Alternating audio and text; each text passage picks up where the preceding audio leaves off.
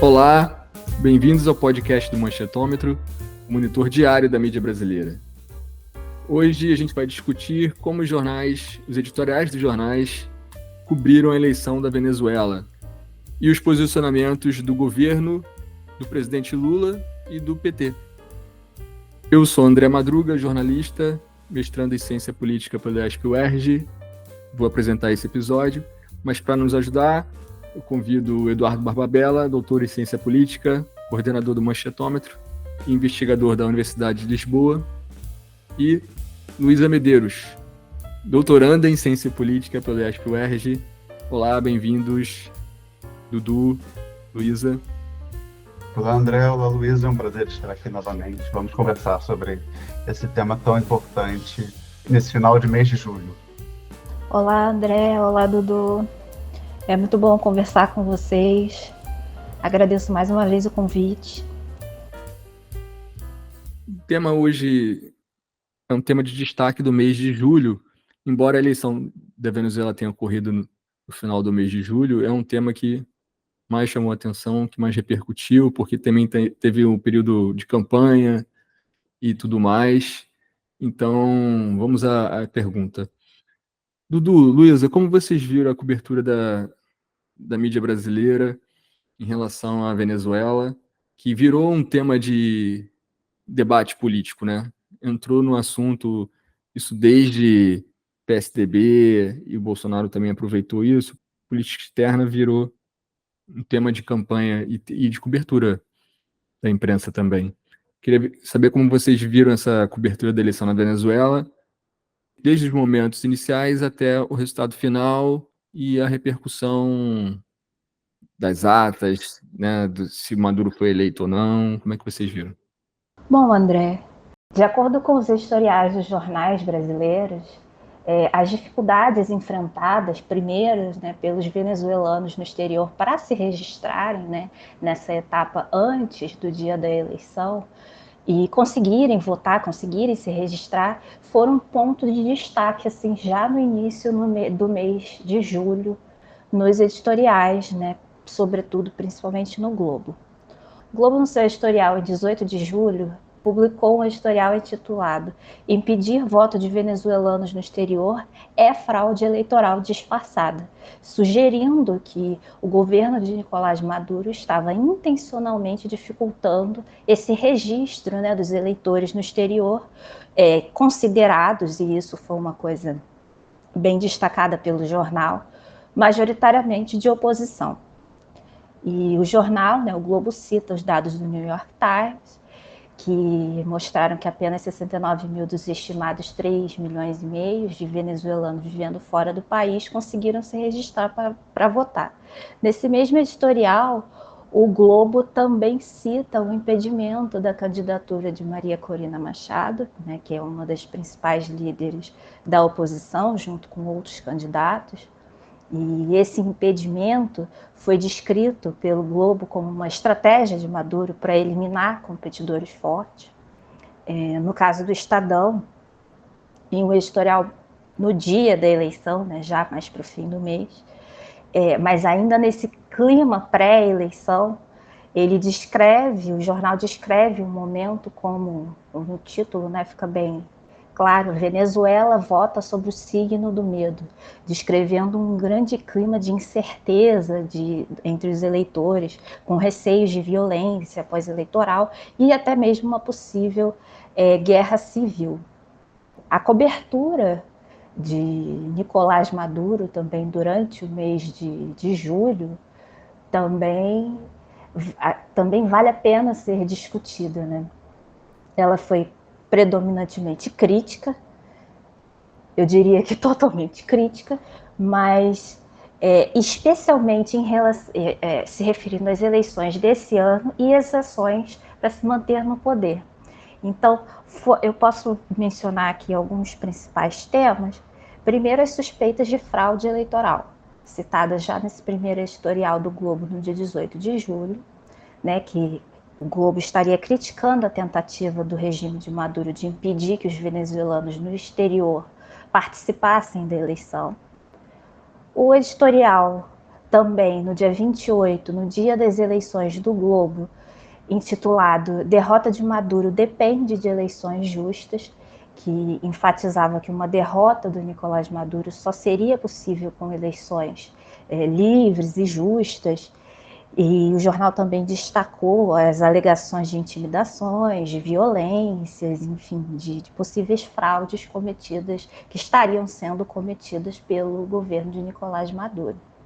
E mais esse editorial também, Venezuela vota sob o signo do medo, do Estadão, né, em que o Estadão descreve um ambiente, assim, nos momentos pré-eleição, um ambiente marcado pela tensão entre os eleitores, sugerindo que a intimidação fazia parte da estratégia de Maduro para controlar o resultado das eleições. Após as eleições, no dia 24, a Folha de São Paulo publicou um editorial intitulado Fraude Eleitoral de Maduro não pode ficar impune, destacando a necessidade, né, de acordo com o jornal, na avaliação do jornal, de denunciar as irregularidades para garantir que uma fraude não passasse impune. A crítica a esse processo eleitoral continuou com o Estadão, no dia 30 de julho, no editorial intitulado É assim que funciona uma ditadura, afirmando que a oposição jamais teve uma chance real de derrotar o Nicolás Maduro devido ao processo eleitoral que seria fraudulento do início ao fim. Também o Globo, em seu editorial do dia 29 de julho, né, o dia seguinte das eleições, disse que o Brasil precisa denunciar a farsa eleitoral de Maduro, esse é o título do editorial, criticando que as zonas eleitorais em áreas oposicionistas não abriram no horário previsto e que os oposicionistas não tiveram acesso às atas das sessões eleitorais. E, de acordo com o Globo, essas irregularidades estariam sugerindo um esforço coordenado para manipular os resultados a favor de Maduro. Então, nos 3 jornais, o que a gente percebe é uma cobertura enfatizando desde o início, né, a irregularidade no processo, tanto de registro dos eleitores, né, enfatizando a dificuldade da oposição de se candidatar e também falando sobre a possível escalada da violência no momento, no dia da eleição e após os resultados, né? Desde o início fica claro, assim, olhando os editoriais, né, que os nossos jornais, né, previam uma eleição muito conturbada, fraudulenta e com possível escalada da violência. Acho que para complementar o que a Luísa traz, eu acho que é muito importante a gente pensar em como essa cobertura, né, acontece desde o início do ano. A eleição venezuelana tem sido um tema recorrente nos jornais. O nosso De Olho na Imprensa demonstra isso durante os meses. Então, quem quiser acessar, é só buscar os nossos relatórios e vocês vão ver que a Venezuela é um tema recorrente. E, bem, é interessante a gente perceber que em julho nós temos, acho que, 3 momentos muito importantes sobre a eleição venezuelana, né? Primeiro, como a Luísa bem colocou, essa questão da fraude, nós temos ali não só uma discussão sobre como Maduro estava prejudicando e possivelmente fraudando o início, o pré-eleição, né, com a questão do voto no exterior, mas também acusações do Maduro de que a eleição seria fraudada. Então, a gente tinha algumas falas do Maduro que davam a entender que não se poderia confiar em urnas, que não se poderia que a eleição tinha questões fraudulentas, teríamos movimentos fraudulentos. Um movimento muito parecido com o que o Bolsonaro fez aqui em 2022. Todo aquele movimento que nós vimos, né, há 2 anos atrás, isso, né, isso a Venezuela viveu esse ano com essas ações do Maduro, de alguma forma desacreditando as urnas. Né? E é até curioso a gente pensar que na Venezuela nós temos essa ideia do voto impresso que o Bolsonaro coloca, né? Que o Bolsonaro colocou em 2022, e isso não impediu que o Maduro acusasse uma possível fraude antes da eleição e também não impediu que nós tivéssemos o que nós estamos tendo agora, que é uma crise internacional sobre o resultado dessa eleição. Além disso, acho que é importante a gente pensar também, como a Luísa bem destacou, sobre o resultado, né? Nós temos o dia da eleição, em que os dois lados se posicionam como vitoriosos, mas a crise começa um pouco antes, quando diversas pessoas que deveriam ir como observadores internacionais não conseguem entrar. Então, ali a gente já tem uma pequena crise que a mídia vai cobrindo, olha como há indícios de que o Maduro quer fraudar a eleição, que ele está tentando, de alguma forma, prejudicar a lisura do processo e impedir que os observadores internacionais, de fato, adentrem o país e confirmem se a eleição é, de fato, limpa, com lisura ou não. E aí a gente tem os dois lados se posicionando, e aí a gente começa a ter algum problema. Por quê? O problema começa não quando os dois lados se posicionam. O problema começa quando os países começam a se posicionar, indicando quem eles consideram vencedor. E aí nós temos o Javier Milei se posicionando a favor do candidato da oposição de uma forma extremamente enfática e, na minha concepção, um pouco exagerada e sei que para ele é uma questão de um posicionamento específico e bem pensado dentro da lógica que ele faz, um posicionamento perigoso que não considerou os argentinos que estavam em solo venezuelano. Então, houve uma movimentação extremamente delicada, que no caso o Brasil teve que atuar para garantir a proteção e defesa dos argentinos dentro da embaixada argentina, porque a Argentina foi, de certa forma, foi expulsa, né, da Venezuela. Os diplomatas foram expulsos e, de certa forma, o Brasil teve que atuar para garantir essa segurança. Inclusive, é extremamente importante a gente destacar que, nesse momento, a Argentina teve que vir agradecer ao Brasil publicamente pela atuação do Brasil na Venezuela. Fato extremamente curioso, considerando que todas as falas que o Milei tem feito nos últimos meses sobre o Brasil, especialmente o Lula. Então, nós temos esse posicionamento e, enquanto os países começaram a pipocar esses posicionamentos, essas defesas, esses vamos dizer, essas declarações de apoio, então, a Bolívia vai defender o Maduro, a Argentina vai defender o Edmundo, né, a oposição, nós temos o Brasil em um posicionamento em que ele não se coloca nem de um lado nem do outro, mas se coloca favorável ao reconhecimento das atas. Então, ele quer ver os dados, ver o resultado das atas, quer garantir essa questão, principalmente sobre como os dados foram compilados, os resultados foram garantidos para poder se posicionar. Então, o posicionamento do Brasil, né, e isso algo que a gente tem que até, né, reforçando algo que o Otávio Guedes falou na Globo News esses dias, né? O Brasil, ele se posicionou, e a gente vai falar sobre isso depois novamente, o Brasil se posicionou sobre as atas, e não sobre o Maduro ou sobre oposição, ou sobre situação ou oposição. Então, o Brasil se posicionou dessa forma. E esse posicionamento até o momento, extremamente importante, pensando nessa questão da Venezuela em si. Por quê? Porque à medida que a eleição ocorre, o mês avança, nós entramos em agosto, nesse início de agosto, nós começamos a ver o quê? Começamos a ver Estados Unidos se posicionando a favor da oposição, Rússia e China se posicionando a favor da situação, a União Europeia se posicionando a favor da oposição. Nós começamos a ver as grandes potências se posicionando. Nós começamos a ver diversos países se posicionando. E o Brasil, como potência regional, ele tem uma questão extremamente importante. Ele é um player essencial, porque é ele que consegue garantir as eleições junto da Venezuela. Então, o Brasil é um player extremamente importante que não se posiciona, vamos dizer, imediatamente favorável ao contrário ao Maduro, e isso é extremamente importante para a gente entender o contexto.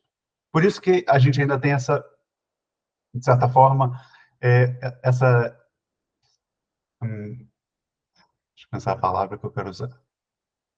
Por isso que nós temos essa indefinição, porque nós não sabemos o que vai acontecer, porque o Brasil ainda não se posicionou. E, de certa forma, isso é no momento, o Brasil é o player mais importante nesse posicionamento, porque nós vamos ver o que vai acontecer. Então, a eleição foi de certa forma coberta nesse mecanismo, nesse movimento, e depois, claro, a gente vai ver, e isso é bem evidente, que os jornais já se posicionam favorável à oposição, declaram o seu voto, vamos dizer, o seu posicionamento favorável à oposição, e garantem com todas as forças que o Maduro fraudou a eleição e se posicionou e, de certa forma, quer evitar que a oposição vença as eleições. Então, a gente vai ver, né, como a Luísa bem colocou, toda uma discussão sobre fraude, que é extremamente importante, e, no final, os jornais vão se declarar que a oposição foi vencedora para eles, de forma bem simples e bem direta, e que o Maduro está fraudando os resultados de forma intencional e está tumultuando o processo também de forma intencional para poder não sair do poder. Né? E isso é importante porque, quando nós formos ver o posicionamento oficial do Brasil, o Brasil não pode se posicionar dessa forma. Né? O Brasil não pode... O posicionamento oficial do Brasil não é um posicionamento de torcida de futebol, como a mídia brasileira tem se posicionado contra a Venezuela. Então, a posição oficial vai ser um pouco mais séria e, principalmente, mais responsável com o papel de player que o Brasil tem e o papel importantíssimo de potência regional que o Brasil tem na América do Sul. Então, voltando ao que eu mencionei no início, muitas pessoas dizem que Bolsonaro que conseguiu transformar a Venezuela num assunto pauta doméstica, né? Mas Bolsonaro, se eu não me engano, na virada dos anos 2000, chegou a elogiar o Chaves, né? Tem uma reportagem dele que ele fala que o Chaves é uma figura ímpar. Pretendia conhecer o Chaves pessoalmente. E isso, para mim, demonstra o seguinte: na verdade, o Bolsonaro surfa na cobertura negativa que a imprensa sempre fez da Venezuela. A imprensa, sim, sempre tratou a Venezuela chavista de forma negativa, né?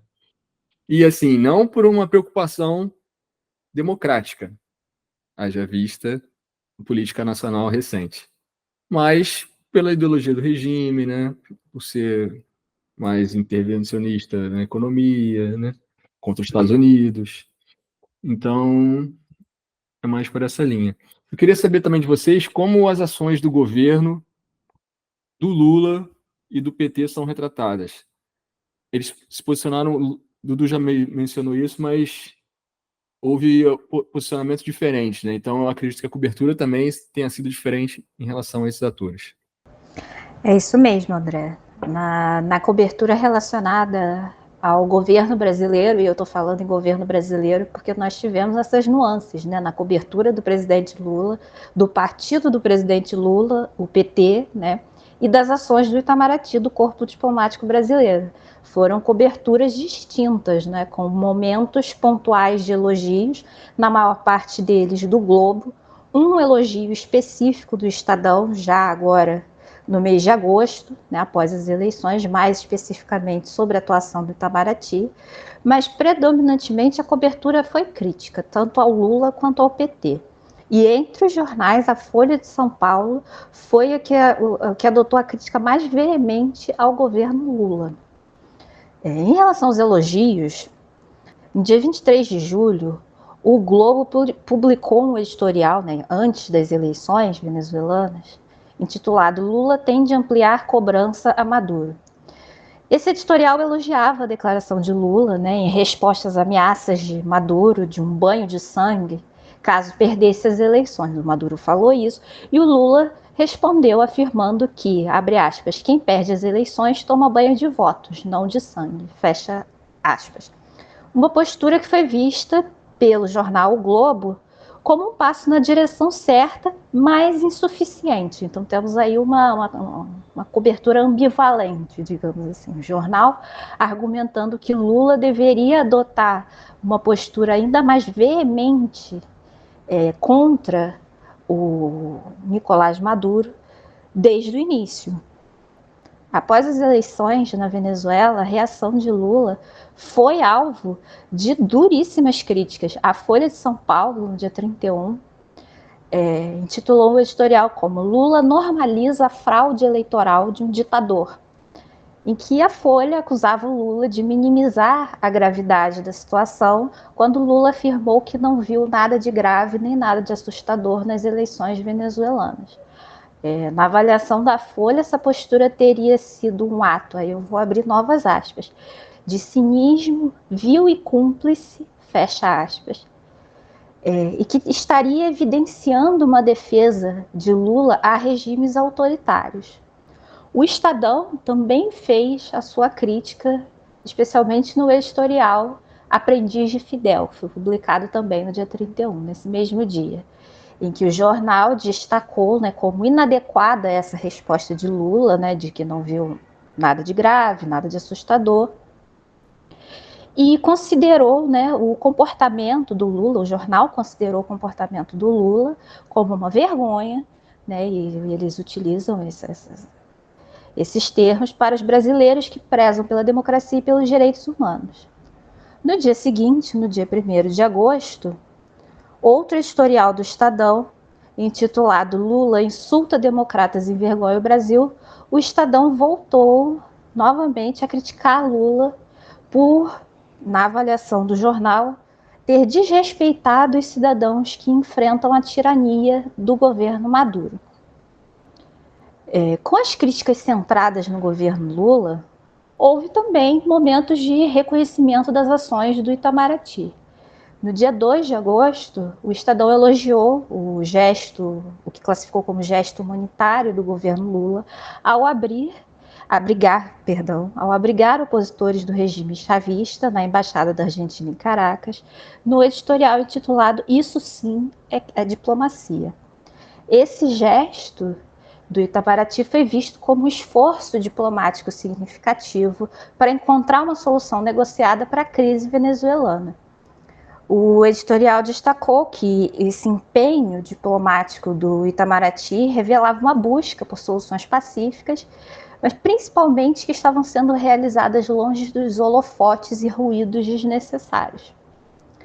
A cobertura também reagiu a declarações de figuras políticas importantes, né, aqui na região, como o presidente argentino Javier Milei e o ex-presidente autoproclamado da Venezuela, Juan Guaidó. Juan Guaidó, em entrevista à CNN no dia 31 de julho, elogiou a postura inicial do presidente Lula em pedir a divulgação das atas eleitorais, ressaltou a importância da transparência no processo eleitoral e destacou que essa demanda por transparência era crucial para expor as fraudes cometidas pelo regime de Maduro e garantir a vontade do povo venezuelano. Então, o Juan Guaidó elogia o Lula, né, por fazer, né, esse pedido de divulgação das atas. A outra figura que se manifestou, a outra figura política, foi o Javier Milei, que agradeceu ao Brasil por assumir a custódia da Embaixada da Argentina na Venezuela, no caso, para proteger os opositores, né, ao Maduro, os opositores do Maduro. Mas o Estadão ressalta que, apesar de ofensas anteriores a Lula, Milei teria reconhecido publicamente a importância da ajuda brasileira. Entretanto, o porta-voz da presidência argentina fez questão de afirmar que o agradecimento era em termos de relações diplomáticas, não em relação ao Lula. Então, ele afastou qualquer aceno possível, né, do Milei para o Lula. E complementando o que a Luísa traz, né, acho que é muito importante perceber que o antes, o durante e o depois do período eleitoral venezuelano, eles demonstram também que a mídia não entende a importância e o papel do Brasil na América Latina. Por quê? Porque sempre criticam, principalmente, a atuação do governo federal por não agir de forma mais enérgica contra o Maduro e desconsideram todo o papel do Brasil e toda a atuação brasileira enquanto player dentro desse cenário. E, sempre importante destacar, o Brasil tem acordos com a Venezuela, nós temos, né, existe a questão, por exemplo, da energia elétrica de Roraima, então não é uma questão tão simples e tão banal você simplesmente declarar a vitória da oposição, vamos dizer que fosse o caso, né? Nós ainda não sabemos, tudo indica que sim, né? Mas não é, a gente ainda não tem essa confirmação. Então, nós não é uma questão tão fácil, tão simples quanto a imprensa quer colocar e quanto os outros países colocam e se posicionam, né? Por exemplo, o Milei. O Milei não tem fronteira com a Venezuela, né? A Argentina não tem... a Venezuela não tem fronteiras com a Argentina. Então, para o Milei é muito mais simples, né? Os acordos são menores, né? Então, há uma crise muito menor. E a imprensa não entende isso, não entende que o governo não pode atuar como um partido político, né? Ou como um outro governo. E, ao mesmo tempo, acho que é importante a gente pontuar como o PT e o presidente Lula, em alguns momentos, também acaba se posicionando mais próximo ao PT do que ao aspecto institucional que o Itamaraty tem colocado nessa questão da Venezuela, que é um posicionamento mais pró-Maduro, né, mais pró-situação, e que se posicionam, de alguma forma, defendendo a situação e o processo eleitoral venezuelano, o resultado do processo pró-governo Maduro. Então, aí a gente tem dois pontos importantes, aí eu acho que é importante a gente destacar que a mídia critica o governo, não o governo, mas critica Lula e o PT por isso, e acabam sempre esbarrando, e aí eu acho que essa é uma crítica extremamente importante de pontuar, que não conseguem diferenciar inicialmente o que é o Itamaraty, o que é o governo federal, do que é o Lula e o PT. Então, eles acabam juntando tudo no mesmo balaio de gatos, no mesmo saco de gatos, e afirmam que o governo, Lula e o PT são a mesma coisa, e criticam o governo de forma equivocada. Por que equivocada? Porque o governo tem atuado de uma forma, né, como eu já falei um pouquinho antes, de uma forma muito mais séria, sóbria e, principalmente, respeitando a sua importância e o seu papel nessa situação toda, e evitando toda uma crise, né, dentro da América Latina como um todo. Então, falta à imprensa brasileira compreender essa importância, esse papel do Brasil inicialmente. Por que eu falo inicialmente? Porque agora, nesse início de agosto, já, né, vamos dizer, não seria tanto o tema daqui, mas a gente acaba sempre entrando, né, no início de agosto, porque o tema se mantém, não terminou. Nós já vemos a imprensa, de alguma forma, se posicionando dessa forma, ou seja, tem dividido um pouco, então há críticas ao Lula, há críticas ao PT e há elogios ao governo pela atuação nesse momento, para evitar o conflito. E é sempre importante destacar, e a mídia agora, hoje, né, atualmente, agora em agosto, que a gente está em agosto a mídia já coloca dessa forma, que é o papel do Brasil hoje de se posicionar exigindo os resultados, exigindo as atas, exigindo todas as informações e não confirmando a vitória do Maduro, já é um indício de que o Brasil não vai aceitar qualquer resultado pró-Maduro. Se o Brasil aceitar, hoje o Brasil se coloca coloca uma imagem, um posicionamento que o Brasil só vai aceitar que o Maduro realmente venceu se ele realmente tiver provas quantitativas e do resultado, a partir do resultado que a Venezuela trouxer, de que, de fato, o Maduro ganhou. Se isso não existir, hoje o Brasil dá indícios que não vai aceitar a vitória do Maduro de forma fraudulenta. E a imprensa, apenas agora em agosto, consegue compreender esse posicionamento brasileiro. Então, durante o início do movimento e da atuação brasileira, que o Brasil estava, de certa forma, ajudando e atuando para garantir que não acontecesse, como a Luísa colocou, uma guerra civil, não acontecesse uma crise com a Venezuela. Enquanto o Brasil estava atuando dessa forma para evitar essa questão, e ainda atua nesse cenário, a mídia inicialmente não compreendia e exigia e cobrava do governo brasileiro uma posição que o governo brasileiro não tem que ter, porque o governo brasileiro tem uma responsabilidade dentro do sistema e atuou para garantir que, que as eleições ocorressem da melhor forma possível, que os resultados fossem, de fato, o desejo dos venezuelanos.